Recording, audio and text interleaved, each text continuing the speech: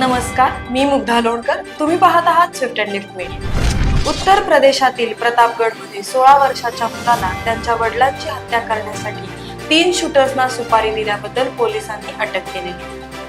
पोलिसांनी दिलेल्या माहितीनुसार यापूर्वीही त्याने वडिलांना ठार मारण्याचा कट रचला होता, पण तो अयशस्वी झाला. गुरुवारी प्रतापगड येथील पट्टी परिसरात व्यापारी मोहम्मद नईम यांची दुचाकीवरून आलेल्या हल्लेखोरांनी गोळ्या झाडून हत्या केली.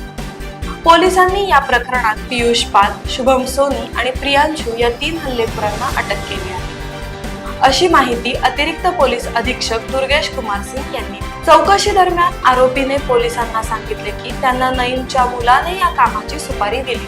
पोलिसांनी दिलेल्या माहितीनुसार अल्पवयीन मुलाने शूटर्सना या कामाचे 6 लाख देण्याचे ठरवले होते.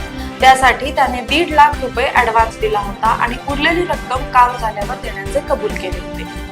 पोलिसांनी सांगितलेल्या माहितीनुसार अल्पवयीन मुलगा वडील त्याला पुरेसे पैसे देत नसल्याने त्यांच्यावर चिडलेला होता.